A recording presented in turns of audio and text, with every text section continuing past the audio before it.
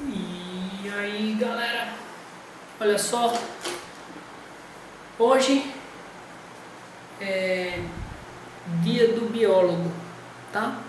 3 de setembro, dia do biólogo, parabéns pra mim, parabéns pra galera que for bióloga e para os que estão aspirando a ser biólogos.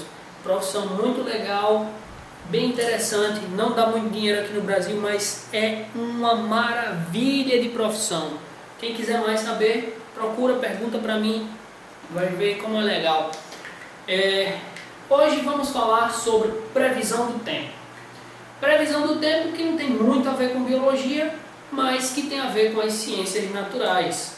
A ciência que estuda os efeitos atmosféricos é a meteorologia, que em alguns cursos de biologia sim a gente vê um pouco sobre meteorologia, tá? E os aspectos climáticos, as alterações atmosféricas, tá? E aqui a gente vai ver um pouquinho sobre esse assunto. O que é que a gente fala sobre previsão do tempo? A gente fala do tempo. Olha só, previsão do tempo. Não é previsão do tempo cronológico, a previsão do tempo para meteorologia é um conjunto de condições de temperatura, umidade, nuvens, pressão do ar, ventos e chuvas em um local em um dado momento específico. A gente vai ver nessa aula hoje 3 dessas condições. Vamos falar sobre a temperatura, sobre a umidade e sobre as nuvens. Na próxima aula a gente fala sobre pressão do ar, ventos e chuvas. Então, passando logo já para a temperatura, essa daí ela é medida por termômetros. Termômetro, que é nada mais nada menos, todos vocês já devem conhecer e talvez a maioria tenha em casa, são aqueles aparelhinhos, tá, cilíndricos no formato de um lápis, que você bota embaixo do braço quando está doente, para ver a temperatura do seu corpo. Esse é o mais conhecido, mas o termômetro climático não é esse. Esse termômetro aqui, ele é o clínico, que é exatamente o que a gente tem aqui. Pode ser digital ou pode ser analógico. Aquele mais novo que hoje a gente usa, clínico, ele é digital. Os númerozinhos digitais, você bota a pilha e tal. Quando ele está pronto, passou o tempo, ele apita, você tira, olha lá a temperatura. Esse é o digital. O analógico, muito usado no clínico, que hoje é proibido, é o de mercúrio. Mercúrio, que é um metal líquido altamente tóxico para o organismo e que estava causando muito problema porque o pessoal, quando quebrava esse termômetro, o mercúrio dele saía. E esse mercúrio entrando em contato com a pele, ele causa doença. Tá? Ele é bioacumulativo no organismo e o organismo ele começa a passar por problemas depois que entra em contato com esse metal. E aí então, desde janeiro do ano passado, esse termômetro ele é proibido no Brasil. Tá? E aí o que é que a gente usa hoje para medir a temperatura dos corpos humanos e animais? Termômetro digital. Mas professor, eu estou vendo que tem aqui a álcool. Mas esse álcool aqui não é utilizado para temperatura humana. A gente não usa muito de álcool para temperatura humana. Qual é o de álcool? O de álcool é aquele que tem uma bolinha vermelha embaixo e uma coluna vermelha em cima, né? Vai subindo, a temperatura vai subindo e vai subindo um líquidozinho vermelho. Na verdade aquilo é álcool tingido de vermelho, tá? O vermelho é só para poder visualizar melhor, mas aquele material é álcool. E esse daí, de fato, ele é utilizado para medir a temperatura do ambiente. Como eu falei, os termômetros, eles são clínicos e podem ser climáticos. No Brasil, a gente tem uma unidade de medida específica. No Brasil, na verdade, a gente segue diversas orientações da IUPAC. IUPAC, assim como o Sistema Universal, o Sistema Mundial de Medidas, né, ele indica que a gente use, ou a maioria dos países usem, algumas unidades de medidas. O Brasil segue essas unidades. No caso da temperatura é em graus Celsius. Tá? Essa daí é a unidade de medida utilizada na maior parte do mundo. Não são todos os países do mundo que usam, mas a grande maioria usa em graus Celsius. E geralmente os países que não usam em graus Celsius também dão as temperaturas em graus Celsius, além de outros graus. Por exemplo, nos Estados Unidos o grau não é grau Celsius, lá eles usam o grau Fahrenheit. É um pouco diferente a medida e não nos cabe aqui, não nos interessa, porque para a gente não vai servir, porque o que a gente usa no país é grau Celsius. Tá? Assim como, por exemplo, lá eles usam polegada, eles não usam centímetro ou milímetro. A gente aqui usa centímetro, milímetro e metro. Lá eles usam polegada, usa jardas, eles usam outras unidades de medidas. E aí, como eu falei, nós temos os dois tipos de termômetro, o clínico e o climático. O clínico é também chamado de termômetro de máxima, porque ele sempre está dando a temperatura máxima de um corpo.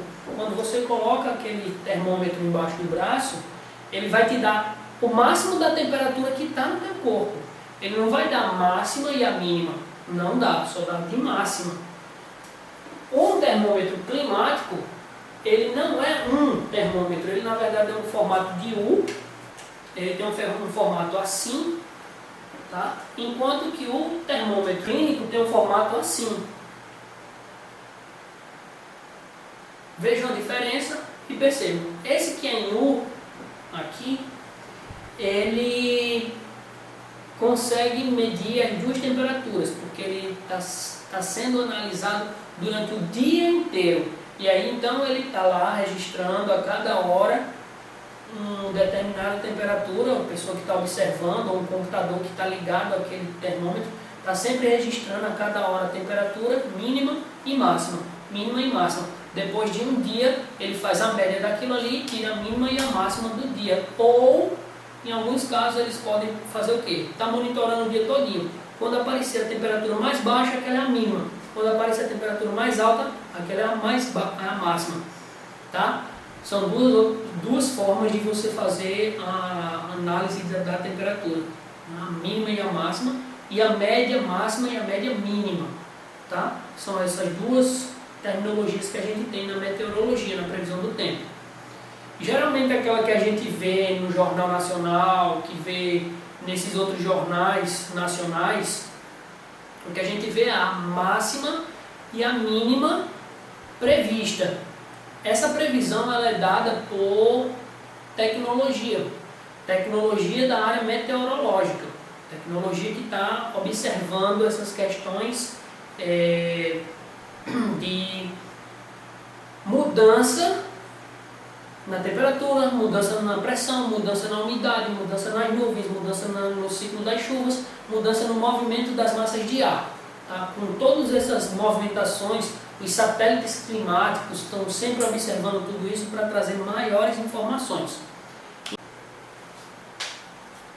Então, dando sequência, a gente tem aqui a umidade relativa do ar.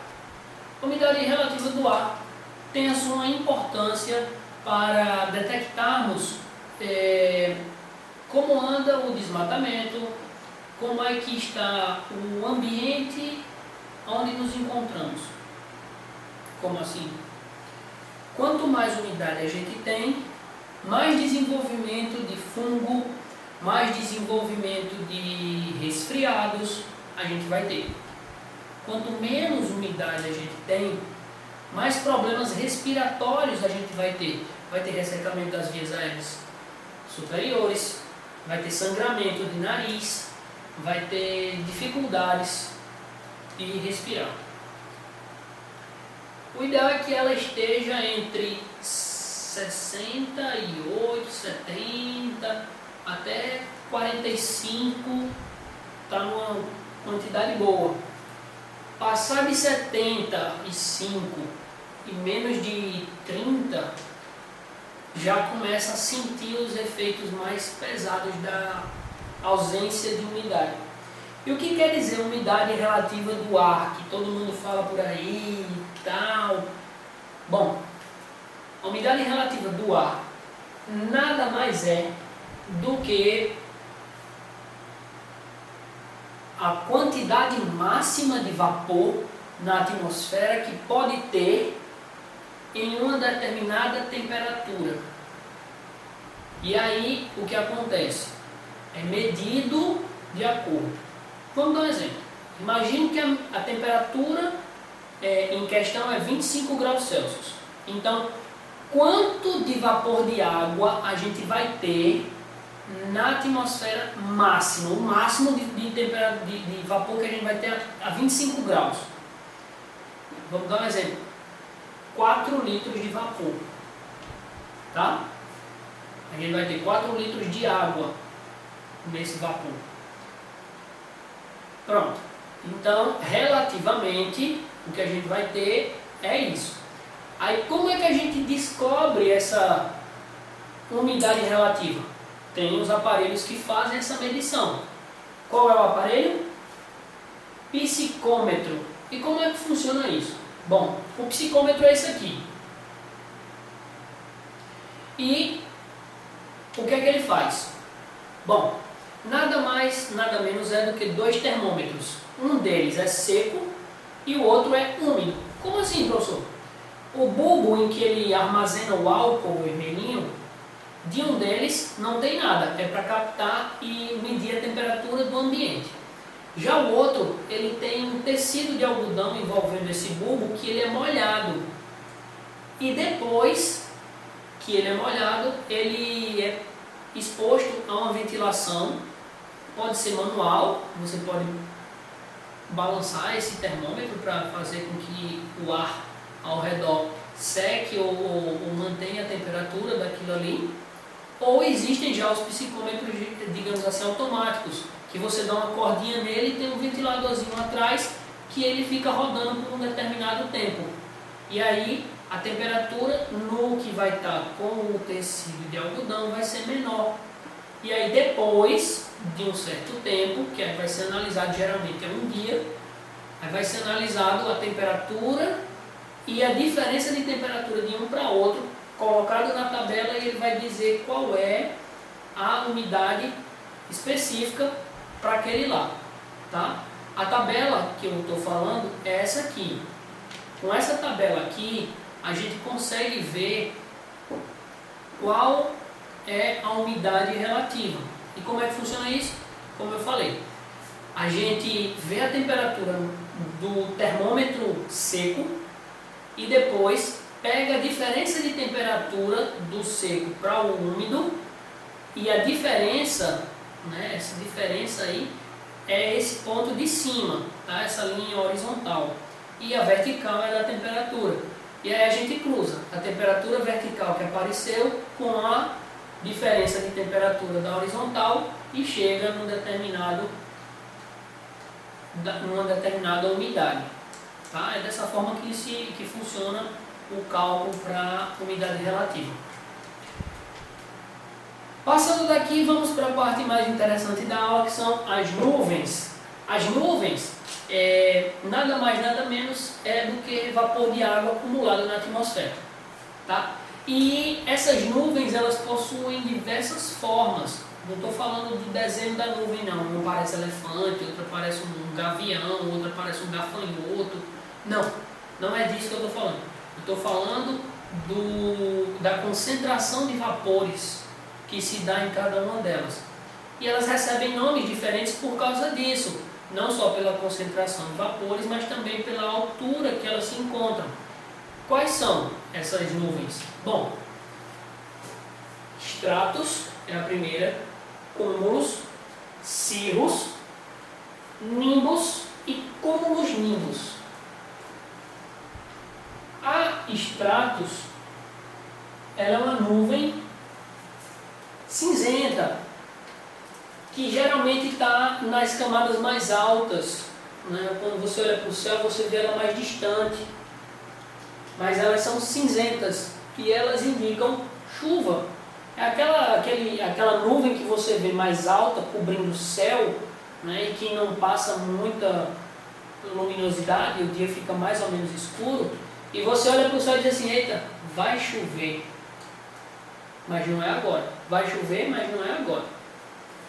A cúmulos, ela já é o contrário. Ela é uma nuvem branca e densa. Parece um algodão, parece um chumacinho de algodão. Alguns chamam de algodão doce. Tá? Muitas pessoas, cada um imagina uma coisa. Mas essa daqui, ela já indica que o dia vai ser claro e que não vai ter chuva. Tá? É aquela característica que é uma nuvem espaçada e outra assim. Tá? É essa outra aqui. Ó. Os cirros são nuvens altas e pouco densas. São aquelas nuvens bem lá no alto, mas bem lá no alto mesmo, que elas fazem umas camadinhas finas, assim, às vezes ficam parecendo meio que um véu, um tapetinho, só que no céu, bem fininha mesmo, bem longe. Aquilo dali são pequenos cristais de gelo, tá? Que foram se formando nessa nuvem. E geralmente, quando isso acontece, você pode perceber que não chove, porque de fato, aquelas nuvens elas indicam que o dia vai ser claro e sem chuva. Tá? Agora, quando a gente fala da nimbus, e olha só o que é a nimbus. Né? É uma nuvem cinza escuro que indica chuva forte. É aquela nuvem que está tão pesada que ela fica baixinha, mas ela está tão cheia d'água que ela não fica branca, ela é um cinza escuro, tá? E vem chuva forte. O cúmulus nimbus, ela é uma cúmulus, ou seja, uma nuvem bem rechonchuda, bem densa, só que ela não é branca, ela é mais escura. E quando essa daí acontece, se prepare, essa daí não indica chuva, essa indica tempestade, tá? Como os nimbus, como vocês já devem ter visto essa aí, né, que apareceu por último. Bom, a nossa aula fica aqui, certo? Não vamos ter exercícios hoje, porque o conteúdo continua na próxima aula. Vamos falar do restante das outras coisas que tem para falar, tá? Pressão atmosférica, chuvas e o outro ponto que a gente mencionou. Ficamos aqui e continuem estudando.